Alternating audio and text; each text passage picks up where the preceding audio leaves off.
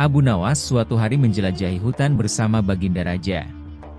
Kala itu Raja mengajak Abu Nawas untuk mengawal dirinya.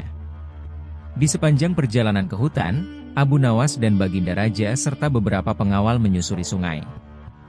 Raja mengingatkan kepada Abu Nawas dan para pengawalnya soal undang-undang kebersihan lingkungan.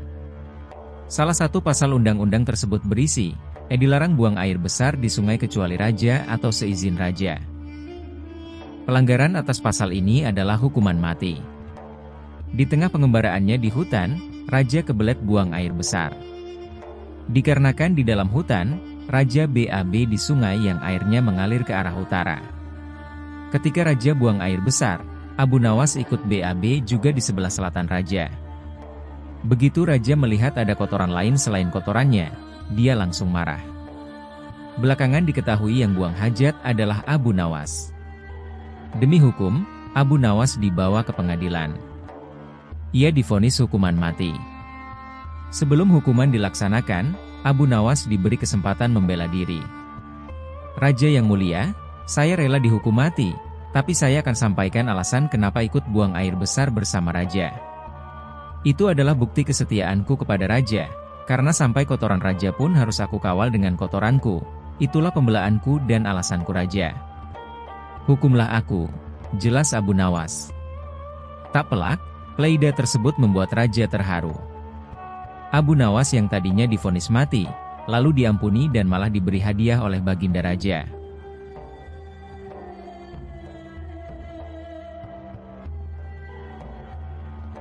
Abu Nawas suatu hari melakukan kesalahan yang membuat Baginda Raja sangat marah. Raja pun memerintahkan pasukan istana untuk secepatnya menangkap Abu Nawas.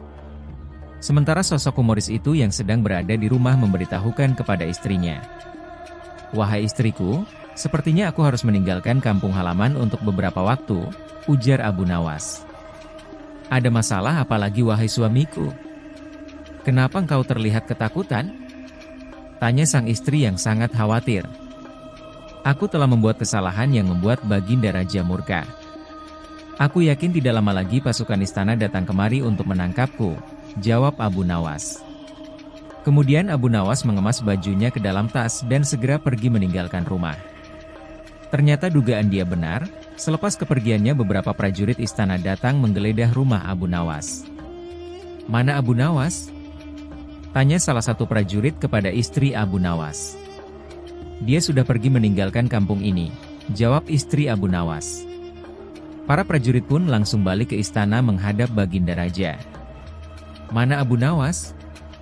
tanya Baginda Raja. "Ampun Paduka yang mulia, Abu Nawas sudah tidak ada di rumahnya," kata istrinya. "Dia sudah meninggalkan kampung ini," jawab salah satu prajurit. "Kurang ajar. Dia coba menghindari hukuman," pikir Baginda Raja.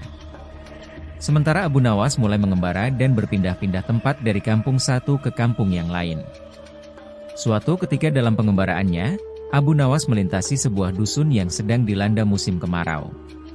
Abu Nawas yang mengenakan jubah dan sorban layaknya ulama besar sempat membuat perhatian warga. Mereka mengira Allah Subhanahu wa Ta'ala telah mengirim seorang waliullah untuk menolong dusunnya yang sedang mengalami musim kemarau. Para warga pun segera mengerumuni Abu Nawas. "Assalamualaikum, Syekh. Sudilah kiranya Tuan Syekh mampir sebentar di rumah kami, minta kepala dusun."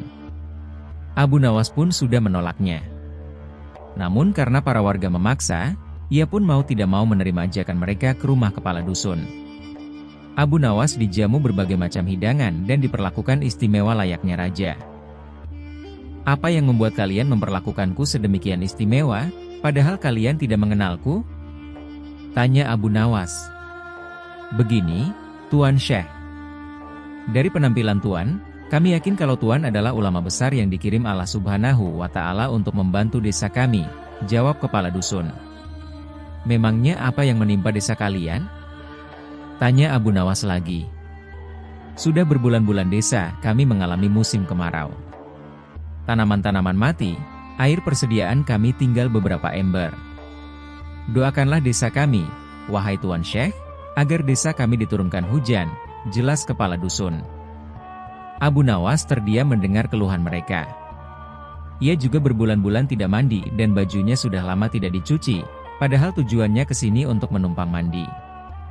Beberapa lama muncullah ide cemerlang di otaknya. Baiklah, aku akan memanjatkan doa kepada Allah Subhanahu wa Ta'ala supaya desa kalian diturunkan hujan, tapi ada syaratnya, ujar Abu Nawas.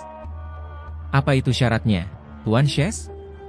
Kami bersedia melakukannya, balas kepala dusun.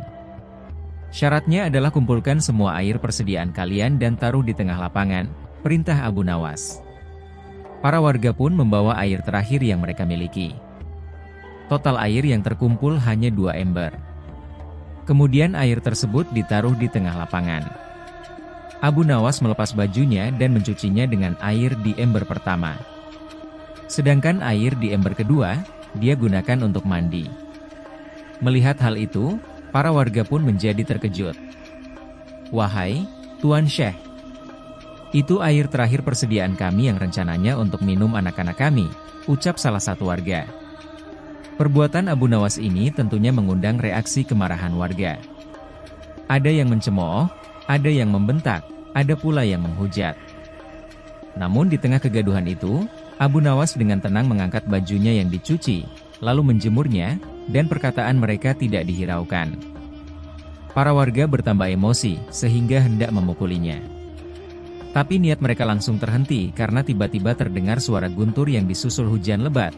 Penduduk pun lupa dengan marahnya. Bahkan sebaliknya, mereka berebutan mencium tangan Abu Nawas dan mulai berteriak kegirangan menyambut datangnya hujan yang sudah lama ditunggu. Saat itu sang kepala dusun menghampiri Abu Nawas. Tuan Syekh, sebenarnya doa apa yang Tuan panjatkan sehingga langit berkenan menurunkan hujan? Tanya kepala dusun.